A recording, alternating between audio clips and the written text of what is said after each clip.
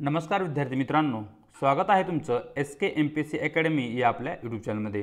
आज दिनांक 3 मे 2024 वार आहे शुक्रवार। तुमच्यासाठी घेऊन आलो आहे संपूर्ण वृत्तपत्र विश्लेषण, ज्यामध्ये आपण Loksatta newspaper, the Indian express, the Hindu हे जे न्यूजपेपर आहेत यांना इन डिटेलमध्ये या ठिकाणी MCQ क्वेश्चनच्या माध्यमातून आपण स्टडी करत असतो। आजच्या डिस्कशनमध्ये या ठिकाणी आपण सियाचीन ग्लेशियर फेम 2 ही योजना आहे, या योजनेविषयी माहिती पाहणार आहोत। त्याचबरोबर ब्ल्यू होल्स नेमकं कन्सेप्ट काय आहे, the Great African Rift valley किंवा रिफ्ट व्हॅली म्हणजे काय ही कन्सेप्ट या ठिकाणी आपण समजून घेण्याचा प्रयत्न करणार आहोत। त्याचबरोबर स्टँड बाय ॲग्रीमेंट काय आहे, जोड्या आहेत त्या जोड्या जुळवा या ठिकाणी आपण या सर्वांची या ठिकाणी डिस्कस करणार आहोत। चला तर जी काही आजचे आपले डिस्कशन आहे त्याला या ठिकाणी आता आपण सुरुवात करूया। मित्रांनो, या ठिकाणी आपल्याकडे जी पहिली न्यूज आहे ती आहे सियाचीन ग्लेशियर संदर्भात। सर्वप्रथम न्यूज पाहूया। चीनला खडसावले अशा प्रकारची न्यूज लोकसत्ता पेज क्रमांक 1 वरती तुम्हाला दिसून जाईल। मित्रांनो, तुम्हाला माहिती असेल की जो चीन आहे हा भारताचा शेजारी देश आहे, जो की भारताची जी काही उत्तर सीमा आहे या उत्तर सीमेवरती या ठिकाणी आपल्याला चीन हा देश असलेला दिसतो। मग या ठिकाणी चीन आणि भारत यांच्यामध्ये मागच्या काही वर्षापासून मोठ्या प्रमाणावर सीमा संघर्ष पाहायला भेटत आहे।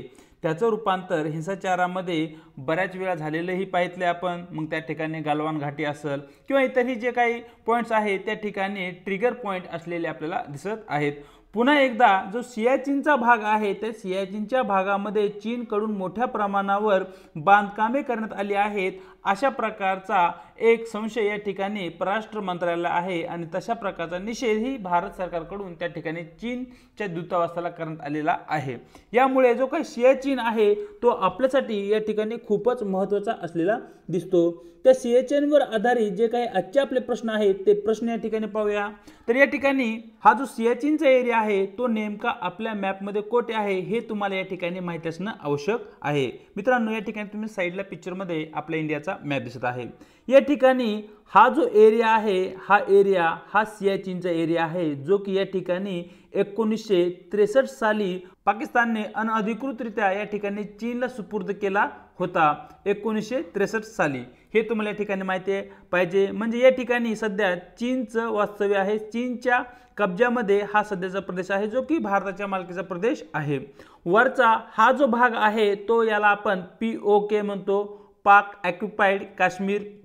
म्हणजे जो काही सध्या आपला भारताचा मॅप आपण पाहतोय तो अशा प्रकारे न राहता तो अशा प्रकारे आहे। मित्रांनो, हा वरचा भाग आणि हा भाग सध्या भारताच्या नियंत्रणामध्ये नाहीये। हा जो सियाचीनचा भाग आहे तो चीनच्या नियंत्रणात आहे आणि POKचा हा जो भाग आहे तो पाकिस्तानच्या सध्या तरी नियंत्रणामध्ये आहे।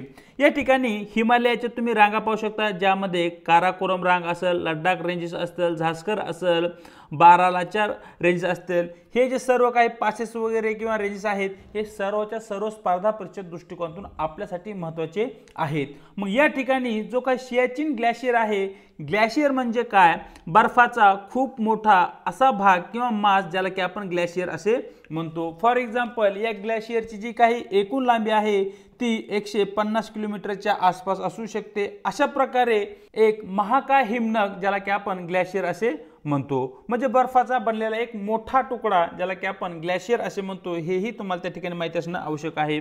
या ठिकाणी सियाचीन ग्लेशियर आहे आणि या ठिकाणी मोठ्या प्रमाणावर जे तापमान आहे ते कमी असतं। एका उंच हाईटवर लढले गेलेले जगातील एक महत्त्वाचे युद्ध म्हणूनही या ठिकाणी भारत पाकिस्तानच्या 1963 सालच्या युद्धाकडे या ठिकाणी पाहिलं जातं, तेही तुम्हाला त्या ठिकाणी माहिती असणं आवश्यक आहे। 1962-63 साली ते युद्ध झालं होतं। मग या ठिकाणी अशा प्रकारे सियाचीन ग्लेशियर याविषयी माहिती घेतल्यानंतर आपण सियाचीन ग्लेशियरवर आधारित जे काही आजचे आपले प्रश्न आहेत ते प्रश्न या ठिकाणी पाहूया। सर्वप्रथम पाहूया प्रश्न क्रमांक 1, सियाचीन ग्लेशियर कोठे आहे अशा प्रकारचा मित्रांनो या ठिकाणी आपला प्रश्न आहे।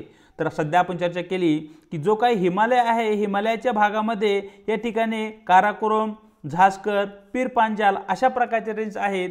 या रेंजेसपैकी जी काही काराकोरम पर्वतरांग आहे या पर्वतरांगेमध्ये या ठिकाणी सियाचीन ग्लेशियर असलेले आपल्याला दिसते। प्रश्न क्रमांक 1 योग्य उत्तर राहील पर्याय B। पाहूया प्रश्न क्रमांक 2, सियाचीन ग्लेशियरवर नियंत्रण मिळवण्यासाठी भारताने 1984 मध्ये कोणते ऑपरेशन सुरू केले होते अशा प्रकारचा मित्रांनो या ठिकाणी आपला प्रश्न आहे। तर जी काही सियाचीन ग्लेशियर आहे यावर नियंत्रण मिळवण्यासाठी 1984 साली भारताने ऑपरेशन मेघदूत सुरू केले होते? प्रश्न क्रमांक 2 योग्य उत्तर राहील पर्याय सी. चलूया आजच्या आपल्या पुढच्या न्यूजकडे. जी काही आजची आपली पुढची न्यूज आहे ती आहे फेम 2 या स्कीम संदर्भात. सर्वप्रथम जी न्यूज आहे ती न्यूज पाहूया. नव्या आर्थिक वर्षात ई वाहन विक्रीला शॉक, अशा प्रकारची न्यूज लोकसत्ता पेज क्रमांक 1 वरती तुम्हाला दिसून जाईल. ई वाहन म्हणजे जे काही आपले इलेक्ट्रिकल व्हेकल्स आहेत त्यांना आपण या ठिकाणी ई वाहन असे म्हणतात. म्हणजे विजेवर चालणारी जी काही वाहने आहेत त्यांना आपण या ठिकाणी ई वाहन असे म्हणतात. मग या ठिकाणी केंद्र सरकारकडून ई वाहनांचा किंवा इलेक्ट्रिकल व्हेकलचा जास्तीत जास्त प्रमाणात वापर व्हावा यासाठी फेम नावाची एक स्कीम लॉन्च करण्यात आली, जी की 2020 ते 2023 या कालखंडासाठी ती लागू करण्यात आली होती. मग या ठिकाणी जी काही फेम नावाची स्कीम आहे या स्कीमच्या अंतर्गत ज्या काही इलेक्ट्रिकल वाहन निर्मिती कंपन्या आहेत त्यांना मोठ्या प्रमाणावर सबसिडी देण्यात आली. परिणामी या ठिकाणी ज्या ई वाहन आहेत यांच्या किमती कमी राहतील, मोठ्या प्रमाणावर ग्राहक यांची खरेदी करतील. यातून काय होईल, जे काही आपण खनिज तेलाची आयात करत आहोत, खनिज तेलावर जे काही आपलं अवलंबित्व आहे ते या ठिकाणी कमी होईल. त्याचबरोबर जे काही पर्यावरणामध्ये CO2 उत्सर्जन होत आहे, परिणामी तापमानामध्ये त्यामुळे वाढ होत आहे, ते तापमानही कमी होईल. म्हणजे एका वेळेस या ठिकाणी जो काही आपल्या देशातील पैसा खनिज तेलाच्या खरेदीवर इतर देशामध्ये जात आहे, त्याचबरोबर आपल्या देशामध्ये जे काही पर्यावरणाच्या समस्या निर्माण होत आहेत यावर उपाय म्हणून ई वाहनाकडे पाहिले जात होते. परंतु अलीकडील काळामध्ये किंवा मागच्या महिन्यामध्ये जी काही ई वाहन खरेदी आहे यामध्ये मोठ्या प्रमाणावर म्हणजे 50% घट झालेली दिसत आहे आणि त्या संदर्भात एकूण ती न्यूज या ठिकाणी असलेली आपल्याला दिसते.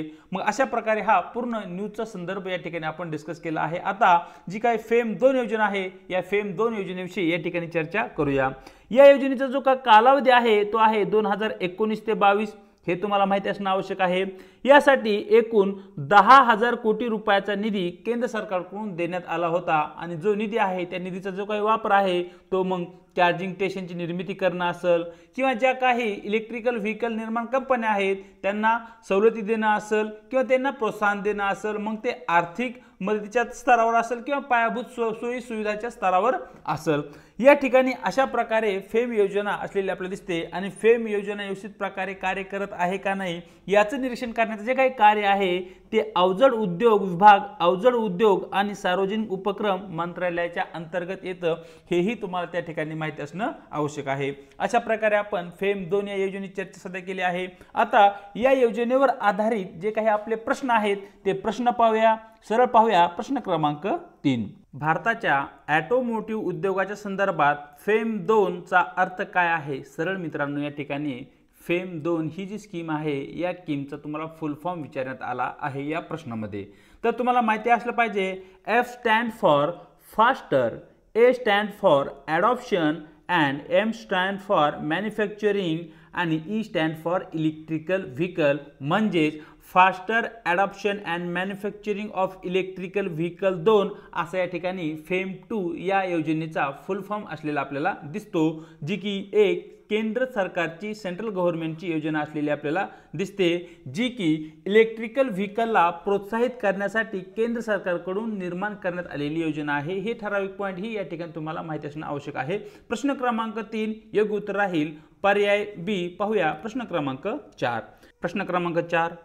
फेम 2 अंतर्गत कोणत्या प्रकारची वाहने अनुदानासाठी पात्र आहेत? अशा प्रकारचा मित्रांनो या ठिकाणी आपला प्रश्न आहे, ज्यामध्ये तुम्हाला इलेक्ट्रिकल दुचाकी, 4 चाकी आणि इलेक्ट्रिकल बसेस अशा प्रकारचे काही पर्याय देण्यात आले आहेत. तर जी काही फेम योजना 2 आहे या अंतर्गत जे काही 2 चाकी, 4 चाकी आणि ज्या काही बसेस आहेत ही सर्व प्रकारची वाहने या ठिकाणी फेम 2 योजनेच्या अंतर्गत अनुदानास पात्र आहेत. म्हणजेच या ठिकाणी प्रश्न क्रमांक 4 चं योग्य उत्तर राहील पर्याय डी वरील सर्व बरोबर. चलूया आपल्या आजच्या पुढच्या प्रश्नाकडे. पुढे या ठिकाणी आपण खास करून UPSC ला फोकस करून या ठिकाणी क्वेश्चन फ्रेम केले आहेत. या ठिकाणी जो प्रश्न आहे तो आहे ब्ल्यू होल्स वर आधारित. सरळ या ठिकाणी जो काही आपला प्रश्न आहे तो प्रश्न पाहूया. Consider the following statement blue hole about blue hole. Statement 1.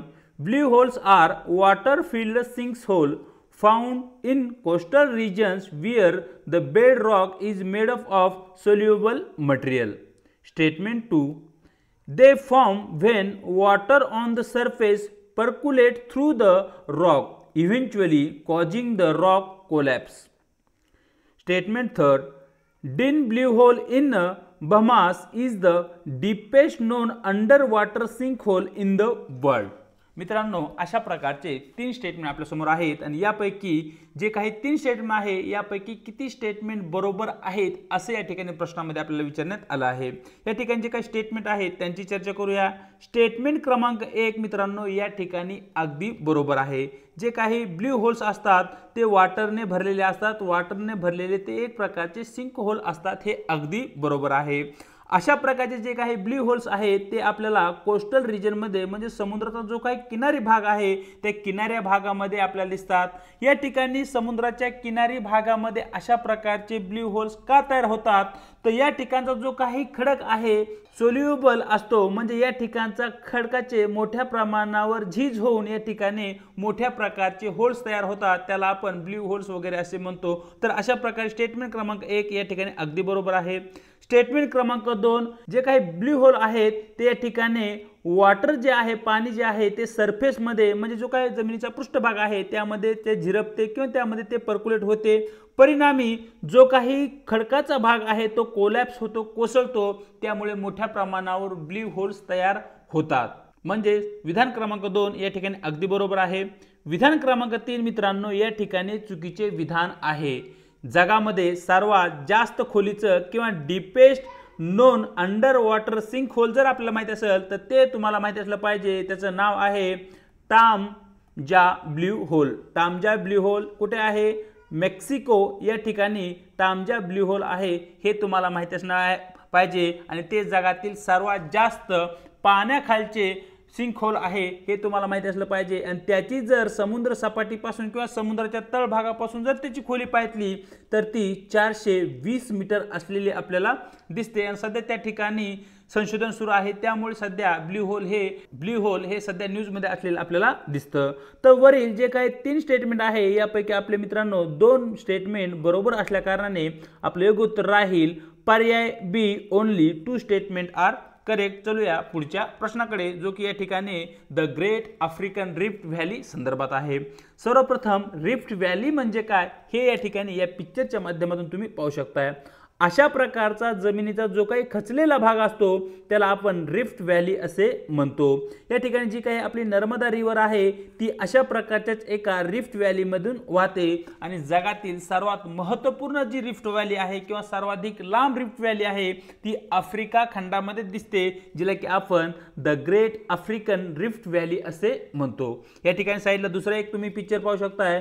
तर या ठिकाणी हा जो आफ्रिका खंडाचा मॅप आहे या मॅप मध्ये हा जो एरिया आहे या एरियामध्ये आपल्याला द ग्रेट रिफ्ट व्हॅली पाहायला भेटते। हा पूर्णच्या पूर्ण एरिया द ग्रेट रिफ्ट व्हॅली आफ्रिका इचा असलेला आपल्याला दिसतो। मग या ठिकाणी ही जी ग्रेट रिफ्ट व्हॅली आहे ती मोझांबिक असेल, टांझानिया असेल, इथिओपिया, साऊथ सुदान या देशातून या ठिकाणी ही ग्रेट रिफ्ट व्हॅली या ठिकाणी वाहताना किंवा या ठिकाणी स्थित असलेली आपल्याला दिसते। द ग्रेट रिफ्ट व्हॅली ऑफ आफ्रिका वर आधारित जे काय आपले प्रश्न आहेत ते प्रश्न पाहूया जर consider the following countries: Eritrea, Djibouti, Democratic Republic of Congo, Zambia, Mozambique. प्रश्न असा आहे the Great African Rift Valley runs through which of the above mention countries, म्हणजे the Great African Rift Valley वरीलपैकी कोणत्या देशामध्ये आहे अशा प्रकारचा मित्रांनो या ठिकाणी आपला प्रश्न आहे। तर तुम्हाला माहिती असलं पाहिजे की the Great African Rift Valley ही Eritrea, Djibouti, Democratic Republic of the Congo, Zambia आणि मोझांबिक या 5 देशातून ती जाते। म्हणजेच या ठिकाणी प्रश्न क्रमांक 6 चं योग्य उत्तर राहील पर्याय D 1, 2, 3, 4 and 5 all countries are correct. चलूया आजच्या आपल्या पुढच्या प्रश्नाकडे। पुढचा जो काही आपला प्रश्न आहे तो आहे स्टँड बाय ॲग्रीमेंट संदर्भात। सरळ या ठिकाणी प्रश्न पाहूया। Consider the following statement about stand by agreement. Statement 1 it provide long term financial assistance by IMF to countries facing balance of payment problem. Statement 2 only low and middle income countries are eligible to obtain such a arrangement. तर मित्रांनो, या ठिकाणी जे काही statement आहेत यापैकी कोणते विधान चुकीचे विधान आहे असं या ठिकाणी प्रश्नामध्ये आपल्याला विचारण्यात आलं आहे। सर्वप्रथम चर्चा करूया विधान क्रमांक 1 ची। जे काही स्टँड बाय ॲग्रीमेंटच्या अंतर्गत दिलं जाणार जे काही वित्तीय सहाय्य आहे हे लॉंग टर्म नसून ते शॉर्ट टर्म आहे, म्हणजे अल्प कालावधीसाठी आहे, ते लॉंग टर्मसाठी नाहीये। आणि हे IMF कडून दिलं जातं हे अगदी बरोबर आहे, परंतु या ठिकाणी ते लॉंग टर्मसाठी नसून शॉर्ट टर्मसाठी आहे, म्हणजे अल्प कालावधीसाठी आहे। म्हणजेच या ठिकाणी स्टेटमेंट क्रमांक 1 मित्रांनो या ठिकाणी चुकीचं विधान आहे। स्टेटमेंट 2 या ठिकाणी चुकीचं विधान आहे, कारण या ठिकाणी ज्या काही IMF चे मेंबर कंट्रीज आहेत, IMF चे सदस्य देश आहेत, ते सर्वचे सर्व या ठिकाणी अशा प्रकारचे जे काही लोन्स आहेत ते घेण्यासाठी इलिजिबल आहेत, पात्र आहेत। फक्त या ठिकाणी लो आणि मिडल इन्कम कंट्री असा उल्लेख केल्यामुळे या ठिकाणी विधान क्रमांक 2 ही चुकीचं ठरतं। परिणामी या ठिकाणी या प्रश्न क्रमांक 7 चं आपलं योग्य उत्तर राहील पर्याय C, both 1 and 2 are incorrect statement. चलूया आजच्या आपल्या शेवटच्या प्रश्नाकडे, जो की या ठिकाणी रिव्हर्स अँड इट्स ओरिजिन यांचे जे काही पेयर्स आहेत त्या पेयर संदर्भात आहे। सरळ या ठिकाणी जो काही आपला प्रश्न आहे तो प्रश्न पाहूया। Consider the following pairs. यामध्ये रिव्हर आणि तिचा ओरिजिन किंवा उगम पॉइंट यांच्या तुम्हाला जोड्या विचारल्या आहेत। या ठिकाणी सर्वात प्रथम जी जोडी आहे ती आहे नर्मदा नदी, जी की अमरकंठ हिल किंवा अमरकंठ टेकडी या ठिकाणी तिचा उगम होतो, अशा प्रकारची आपली पहिली जोडी आहे। दुसरी जोडी तापी नदी, जिचा की उगम सातपुरा रेंज मध्ये होतो। आणि शेवटची आपली जोडी आहे कावेरी नदीची, जिचा की उगम या ठिकाणी ब्रह्मगिरी रेंज किंवा ब्रह्मगिरी टेकडीमध्ये होतो। तर वरील ज्या 3 जोड्या आहेत यापैकी किती जोड्या बरोबर आहेत अशा प्रकारचा मित्रांनो या ठिकाणी आपल्याला प्रश्न विचारण्यात आलेला आहे। तर या ठिकाणी ज्या वरील 3 जोड्या आहेत त्या तिन्ही जोड्या अगदी बरोबर असल्या कारणाने मित्रांनो या ठिकाणी आपलं योग्य उत्तर राहील पर्याय C, all 3 are correctly matched. जी काही नर्मदा नदी आहे, जी की मध्य भारतामधील एक महत्त्वपूर्ण नदी आहे, तिचा उगम मध्य प्रदेशातील अमरकंठ हिल जी आहे त्या अमरकंठ हिल मध्ये होतो। तापी ही पुन्हा या ठिकाणी मध्य भारतातील महत्त्वपूर्ण नदी आहे, जिचा उगम सातपुरा पर्वत रांगेमध्ये होतो। आणि कावेरी ही दक्षिण भारतामधील एक महत्त्वपूर्ण नदी आहे, जिचा की उगम तल कावेरी म्हणजे ब्रह्मगिरी रेंजेस मध्ये होताना दिसतो, जी की या ठिकाणी वेस्टर्न घाटामध्ये स्थित असलेली आपल्याला दिसते। तर अशा प्रकारे या वरील तिन्ही जोड्या बरोबर असल्या कारणाने आपलं योग्य उत्तर राहील पर्याय C, all 3 are correctly matched. या ठिकाणी पुढे थोड्या पिक्चरच्या माध्यमातून भारतातील नदीची प्रणाली आणि या ठिकाणी जे काही नर्मदा आणि तापी नदी आहे यांची पोझिशन ही एकदा तुम्हाला माहिती करून असणं आवश्यक आहे। तर मित्रांनो या ठिकाणी तुम्ही इंडियाचा मॅप पाहू शकताय आणि या ठिकाणी तुम्हाला तापी रिव्हर आणि नर्मदा जी काही रिव्हर आहे त्यांची लोकेशन तुम्ही या ठिकाणी पाहू शकताय। या ठिकाणी तुम्ही नर्मदा रिव्हर पाहू शकताय आणि तिच्या साऊथला या ठिकाणी तुम्ही तापी नदी पाहू शकताय। नर्मदा आणि तापी या ज्या नद्या आहे यांचा प्रवाह या ठिकाणी आपल्याला पूर्वेकडून पश्चिमेकडे झालेला दिसतो, म्हणजे या ठिकाणी या ज्या नद्या आहेत त्या ईस्ट टू वेस्ट वाहणाऱ्या नद्या आहेत। या ठिकाणी नर्मदा नदीचा उगम या ठिकाणी अमरकंठ प्लेटू मध्ये होतो आणि जी काही तापी नदी आहे तिचा उगम या ठिकाणी सातपुरा पर्वतरांगामध्ये होताना आपल्याला दिसतो। या ठिकाणी या मोठ्या पिक्चरच्या माध्यमातून तुम्ही नर्मदा नदी आणि जी काही तापी नदी आहे त्यांची लोकेशन या ठिकाणी तुम्ही पाहू शकताय। नर्मदा नदीच्या दक्षिणेला तापी नदी आहे हे तुम्हाला या ठिकाणी माहिती असणं आवश्यक आहे। आणि या ठिकाणी या मॅप मध्ये जी कावेरी नदी आहे ती या ठिकाणी तुम्ही पाहू शकताय, जिचा की उगम तल कावेरी या ठिकाणावर होतो आणि ती पुढे पूर्वेकडे वाहत जाऊन अरबी समुद्राला जाऊन भेटते। अशा प्रकारे ज्या काही नद्या आहेत त्यांचं मॅपमध्ये लोकेशन स्पर्धा परीक्षेच्या दृष्टिकोनातून आपल्यासाठी महत्त्वाचं असतं।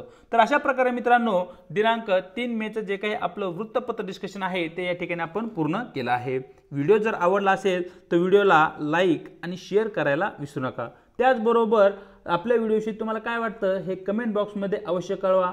चॅनलवरती जर नवीन असाल तर चॅनलला एकदा अवश्य सबस्क्राईब करा आणि त्याचबरोबर व्हिडिओच्या डिस्क्रिप्शन बॉक्समध्ये देण्यात आलेली आपल्या टेलिग्राम चॅनलची जी काही लिंक आहे त्या ठिकाणी तुम्हाला आपले टेलिग्राम चॅनल ही जॉईन करायचे आहे, ज्याच्या माध्यमातून आपल्या प्रत्येक व्हिडिओच्या लिंक्स आणि त्याचबरोबर स्पर्धा परीक्षेसंदर्भात महत्त्वपूर्ण ज्या काही अपडेट आहेत त्या वेळोवेळी तुमच्यापर्यंत पोहोचत राहतील. आज इथेच थांबत आहोत. भेटूया एका नवीन व्हिडिओसोबत.